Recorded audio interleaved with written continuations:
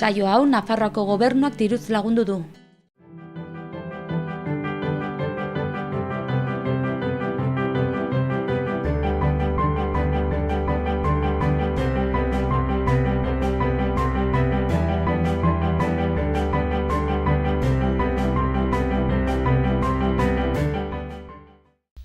Gaurkoan Lizarrara gerturatu gara Argine Irantzorekin hitz egiteko eta bere esperientzia Dinamarkan ezagutzeko.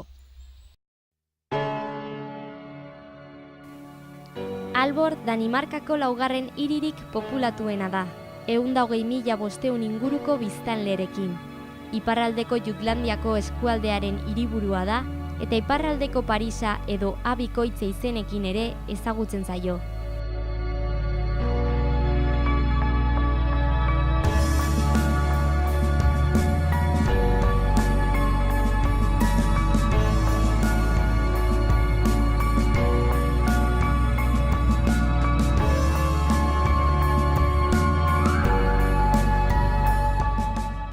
Kaixo Argine, zer moduz? Egun hona, Ainoa, ondo.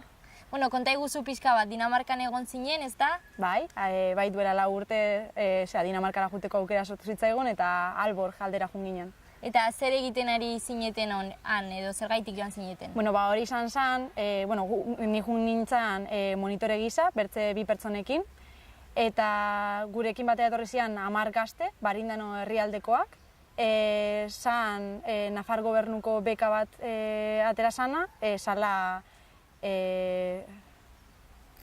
Juventudes en Acción edo horrelako zerbait, hori da, bai, Juventudes en Acción. Eta orduan monitoreo bezala? Bai, hori da. Eta, bueno, zu ze ikasi duzu edo ikasi zenuen edo ez du zer ikusirik beti? Bueno, zer ikusirik ez dauka, ni ingenieritza elektronikoa ikasi dut. Berez monitore gisa joan nintzanean oindiokan ikasketekin nenbilen, oindiokan ez neukan karrera bukauta, baina izan zen, leheno bazegon Dinatur izeneko enpresa bat, zonalde hortakoa, eta probestuzuna pixka bat beka hori, diru laguntza hori, proiektua horrela ateratzeko. Eta nola inglesa zekien pertsona bat behar zuten bertako harremanak eta hori pixka bat aurrera eramateko eta pixka bat erresteko, esango gaztei lana, ni atera nintzen eta ni jun nintzen. Zezu Lizarrakoa zara, hori da? Baina joan zineten, umeak edo aurrak edo ezain aurrak ezakize adinekoak ziren? Bueno, ezain aurrak, 14 eta 18 urteko gazteak ziren. Bai. Eta Lizarrakoak ziren edo nungoak? Ez, Barindanokoak.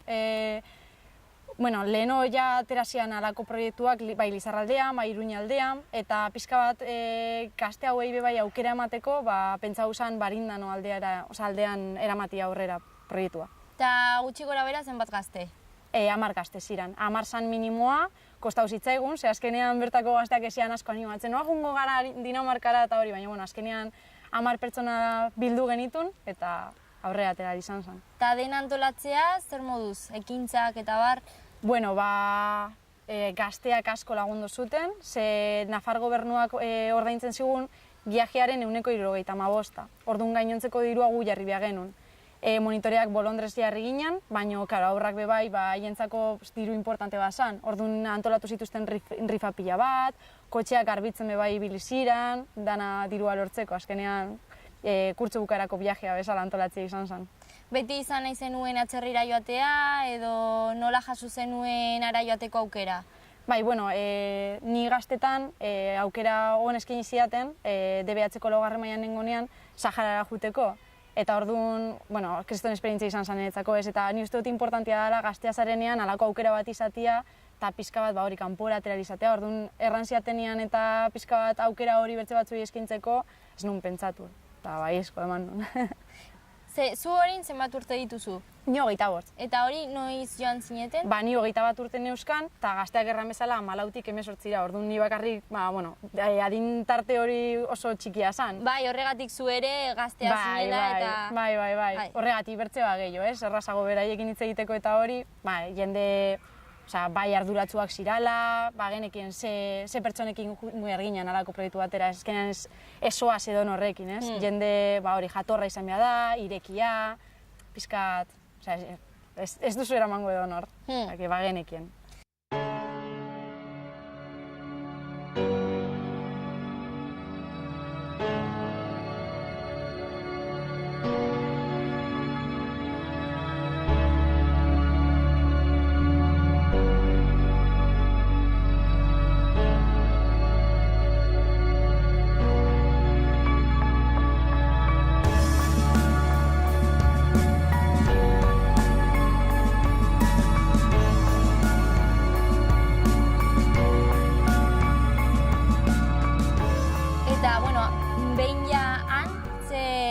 aurkitu zenuen, zer da, bueno, konta eguzu.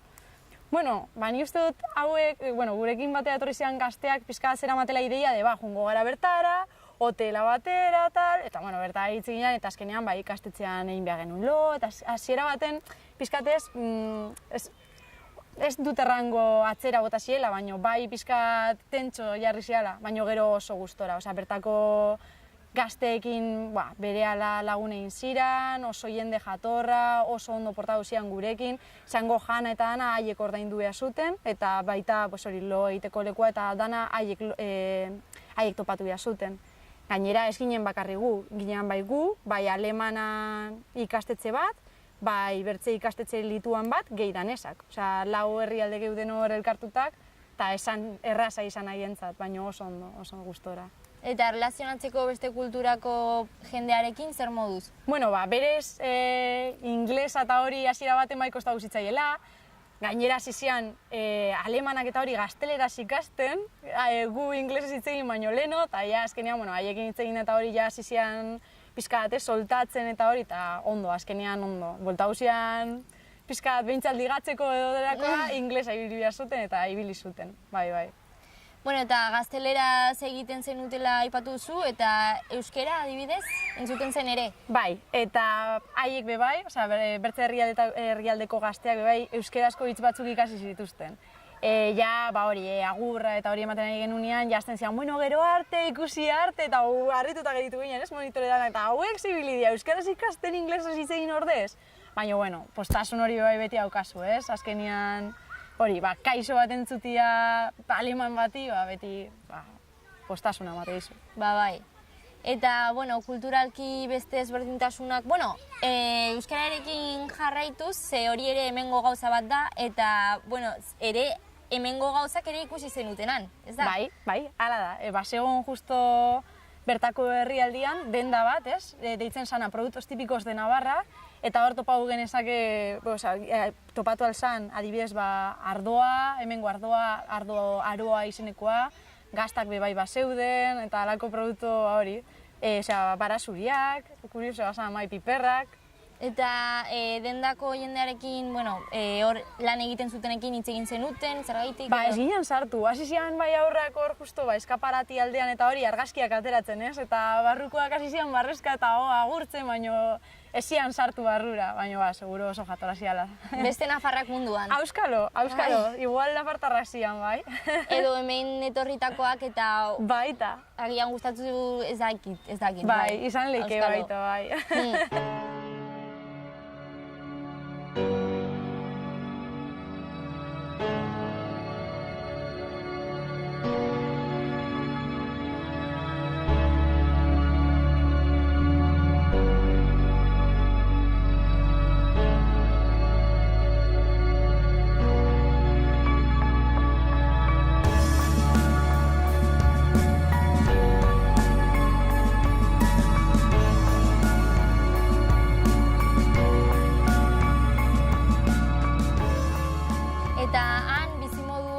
Ezberdintasuna kulturalki ikusi ahal zenituen? Bai, behitu hor baukot oso anekdota ona, oin kamerekin eta hori ikusten izue dela. Junginean, bertako gazteleku moduko leku batera ez, eta topau genitun instrumentuak, kamerak eta hori zeudela bertan. Eta gurekin batera zetozen gazteak ez galdetu zuten, eta guzti hau zertako da? Erantzun ziten, hau dozein gazte torri daiteke eta etxera eraman, bere proiektuak aurrera ateratzeko, tal. Galdera logiko batez izan zen, eta zenbat pagatze dut, ez? Ez, hau ez da ordaindu behar. Ez da ordaindu behar, ez? Eta edo nore eraman dezake, bai. Galdera super logiko bat izan zen, eta ez dute lapurtzen. Eta hango gazte txiki bat erantzun ziren, gaztia, ume moko bat zen. Ez, baino, lapurtzen magozu, urrengorako ez dago. Eta gehitu ginen danak, txapo, harritutak, flipatzen, bai. Eta halakoak ziranan, oso jatorra, zer bat zuten bere ala usten zizuten, Dinamarka oso leku segurua da, ikuste bat dendak eta hori danak kanpoan ez dutela, bizikletak kandatu gabe, pizkat harritu ginen hortatik. Beste pentsakera bat. Bai. Totalmente. Autobusa bai, pagatzea pixkat bolondresa zan, zu sartzen zinean, eta nahi bazenun pagatzen zenun, eta nahi bazenun ez, eta jendean apagatzen zuen. Gure gazteak bere alarra zuten, baina, bolondresa bada ez dugu pagauko. Karo, ideia da, egunen baten, kanbiorik ez badaukazu, pasa zaitezke pagatu gabe, baina ez, pentsa ezina da alako gauz bat onera ekartzia, ez? Bertan funtzionatzen du, eta pixkat izan zen lekzio importante bat, ez? Ze, orduan, hori izango litzateke ezberdintasun handi bat, kulturalki, eta ere harritu zizun agian ezakit. Edo zer gehiago harritu zizun, edo gustokoen gehien gustatu zitzaizuna?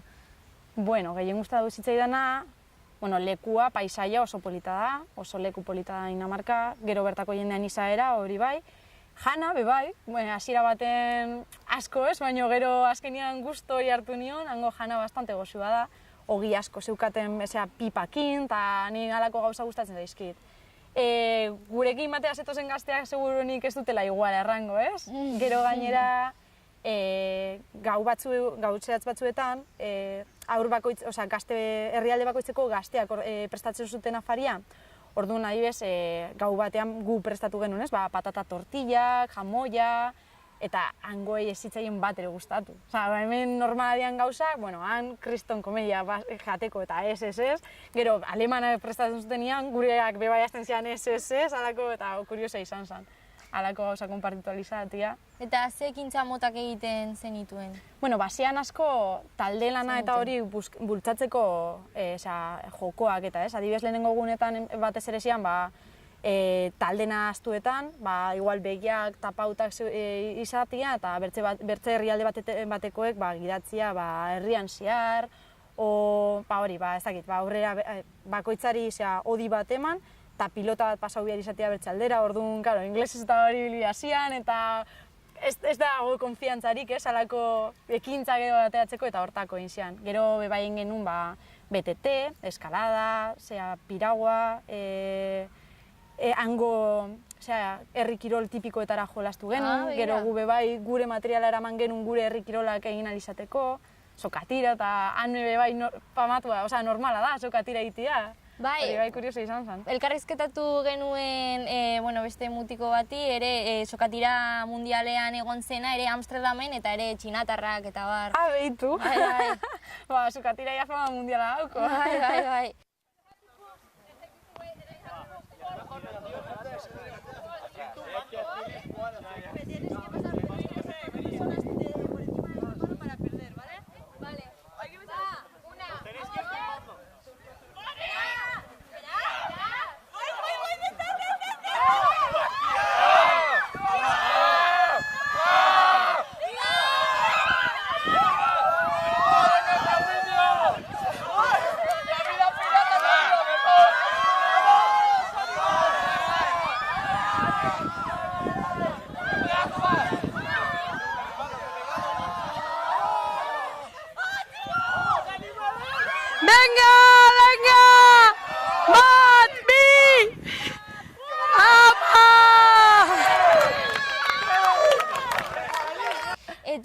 Eta hango herri kirolak ze ezberdinak edo...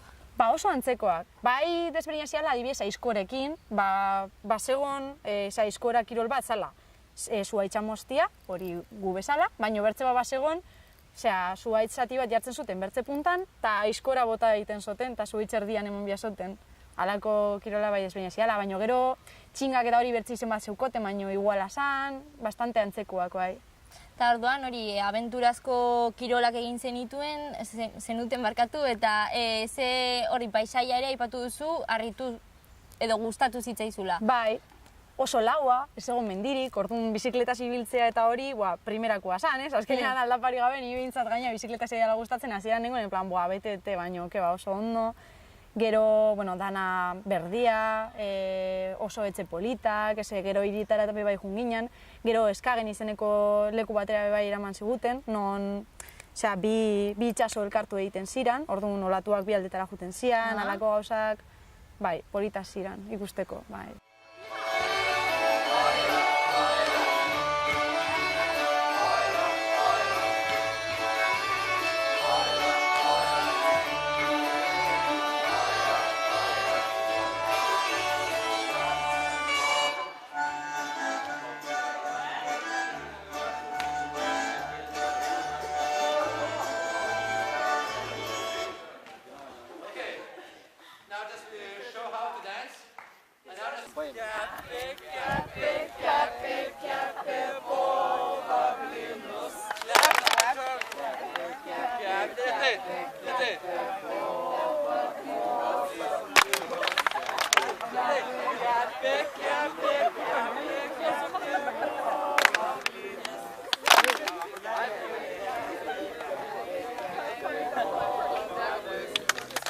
zenbaterako joan zineten? Berez, 7 egun ziren, baina gu azkeneko egun bat gehiago luzatu genuen, ze merkeago ateratzen zen bueltako bidaia. Haibez, haiek ez zuten zergatikan guri ezer pagau behar, ez, azkeneko egun horietan, porque haiek bebai azken egun hortarako diru laguntzik ez zuten jasotzen. Baina alere utxe egin ziguten, ez, bertzeleku batera eraman ziguten, bertan afaltzeko eman ziguten, bebai bertze eskursio bat antolatu ziguten, osea, 8 egun guztira, eta azkeneko hau pariuta. Bidaiatu zenuten orduan? Bai, bastante eskurtxo eta hori prestatu zizkiguten oso politak danak. Eta orduan animatuko zenuke jendeari bai, hori egitera? Dudagabe. Ni uste dut gainera edade hortan, osea, importantia dela, ez? Halako viaje bat egitea, ez azkenean gero bai, gero heldutan egite oso, baina hola gazteekin eta hori erlazionatzeko aukera hori ez daukazu modu berean, ez? Heldua zarenean, osea, ni, gomendatuko nun, baina oso argi. Eta historio politak ateratzen direla, ze anekdota gehiago dituzu, ez da? Bai, asko. Bai. Esate baterako anekdota txoren bat, daukazu hor... Bueno, leheno erran dizuet, ez? Bakoitzak eramaten zula, adibidez, produktu tipikoak bere herrialdetik. Hauek gure gazteak eraman zituzten pipa poltza horiek, bez? Hemen hain tipikoak diren horietakoak. Bertako gazteak, bota egin zituzten mai gainean, bertako gazteak ikusi genitunean, kaskara eta guzti jaten zuten.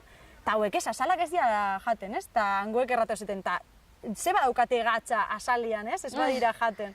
Eta azala eta guzti jatu zuten, eta hauek ez, eta haiek ez, gozoa daudela holan, eta ez jan hori. Eta hori hangoak? Hangoak, bai. Eta gero, barri pila bat, historio gero jaiak eta hori antolatzen zituzten, oso pozik etorri zian danak.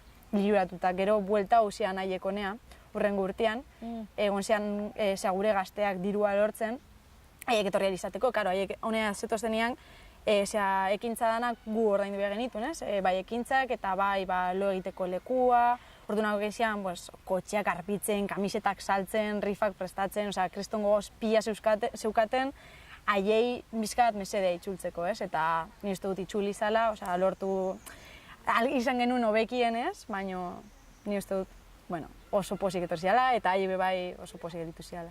Eta, beste anekdotaren bat ere, asko, ez? Asko, bai. Txamponak adibidez lehen aipatu didazu niri. Bai, bertan koroak ibiltzen zian, ez? Euroak ordez. Eta, ni ekarri nahi izan nion, nire nahiari, 86an jaio zana, txampon bat, ez? 86 urte horrekin. Ez neukan, justo karteran, eta hori kanbioak inoiz eziaten alako txamponik eman, eta azkenean denda batera sartu nintzen, alako txampon batekin, eta galdetu nien, aldatzerik zeukaten. Buelta eman zion kutsari, bila ibilizan, eta azkeneko txampona topa osoten. Tani, utzi, eta ez, bilatuko dut, eta segitu egiten zuen, tani, kristona puroakin, eta ez, lasai, hortako gaude, eta oso jatorra zan jendea. Bai, hor ere izaera ikusten zaie. Hori da, bai, seguro, bai. Oso ondo orduan, esperientzia ona. Oso ondo, bai, oso gomendagarria. Eta aukera berriro ere sortuko balitz, bueltatuko zinateke? Bai, dudagabe, bai. Bai, eta hori, azkenean dira, ere Nafarroako kultura zabaltzea ez? Nafarroa Euskal Herria hori herrikirolak baterako, eta hori ere beti polita da. Bai. Haiei honea etorri zianean, gure mendiekin, gure ohiturekin, gure izaerarekin, liluratuta gelditu ziren be bai, ez? Gu haiekin bezala, haiek gukin, eta hori oso polita da. Bai, horregatik bideiatzen dugu. Bai, hori da. Eskerrik asko, Argine. Bale, zuri, Ainhoa, mi esker. Gero arte. Gero arte.